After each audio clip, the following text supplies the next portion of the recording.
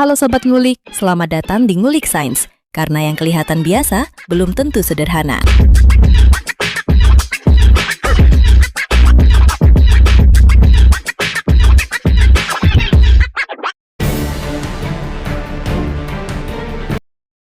Bayangkan kamu berdiri di tepi sebuah jurang. Di depanmu terbentang lembah raksasa sepanjang ratusan kilometer, dengan tebing yang begitu dalam sampai dasar sungainya terlihat sangat jauh di bawah. Namanya Grand Canyon.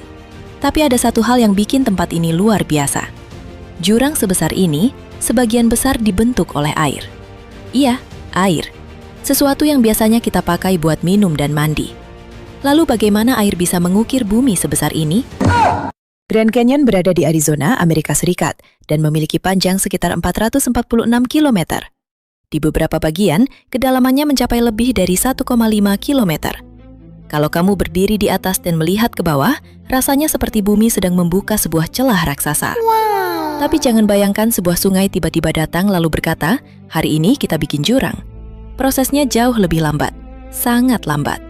Dan justru karena berlangsung selama jutaan tahun, hasil akhirnya bisa menjadi sesuatu yang luar biasa besar. Tokoh utama dalam cerita ini adalah Sungai Colorado.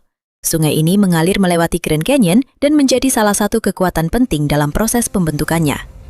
Air sungai membawa sedimen dan material batuan. Ketika air terus mengalir, material tersebut membantu mengikis batuan. Tapi ada masalah. Kalau cuma air biasa yang mengalir, kok bisa menghasilkan jurang sebesar ini? Jawabannya adalah waktu.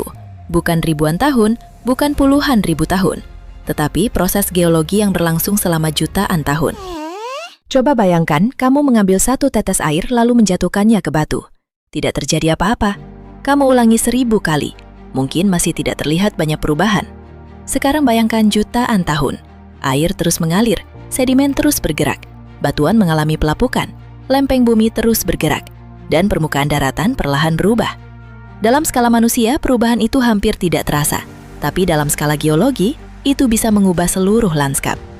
Ini seperti menonton video yang diputar dengan kecepatan super lambat. Kita melihatnya seperti diam, padahal bumi sebenarnya terus bekerja. Tapi ada satu bagian yang sering disalahpahami.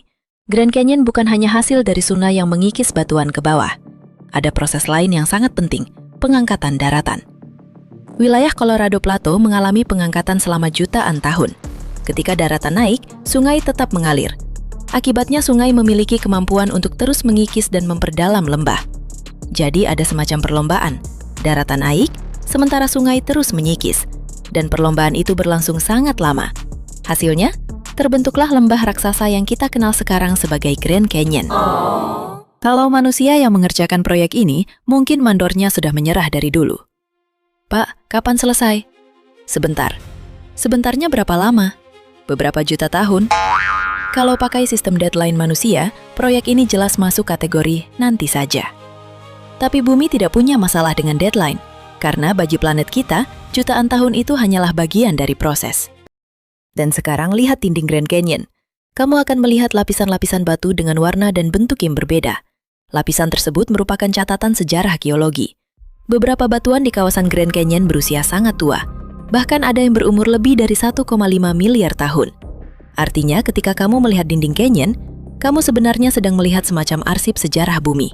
Setiap lapisan menyimpan cerita tentang lingkungan masa lalu. Ada masa ketika wilayah tersebut berada di bawah laut. Ada masa ketika lingkungan berubah menjadi daratan. Ada perubahan iklim, ada proses sedimentasi. Semua itu meninggalkan jejak dalam batuan. Jadi Grand Canyon bukan cuma tempat indah untuk berfoto. Kalau ahli geologi melihatnya, mungkin mereka melihatnya seperti kita melihat buku sejarah. Bedanya, bukunya setebal gunung. Dan ada satu hal lagi yang menarik. Grand Canyon tidak terlihat seperti itu sejak awal. Bentuknya terus berubah. Batuan masih mengalami pelapukan, air masih mengalir, sedimen masih berpindah, dan proses geologi masih berlangsung sampai sekarang. Hanya saja kecepatannya sangat lambat jika dibandingkan dengan umur manusia. Jadi, Grand Canyon yang kamu lihat hari ini sebenarnya hanyalah satu frame dari sebuah proses yang masih berjalan. Bumi belum selesai menggambar. Jadi kalau kita kembali ke pertanyaan awal, bagaimana air bisa membuat jurang sebesar Grand Canyon? Jawabannya bukan karena air memiliki kekuatan luar biasa dalam satu hari. Tetapi karena ada kombinasi, air, tambah batuan, tambah gravitasi, tambah pergerakan daratan, tambah jutaan tahun. Sesuatu yang terlihat kecil, kalau bekerja terus-menerus dalam waktu yang sangat panjang, bisa menghasilkan perubahan yang luar biasa besar. Dan mungkin itu salah satu pelajaran paling keren dari geologi. Bumi tidak selalu berubah dengan cepat. Kadang perubahan terbesar justru terjadi sedikit demi sedikit. Jadi lain kali ketika kamu melihat air sungai yang terlihat biasa, ingat satu hal.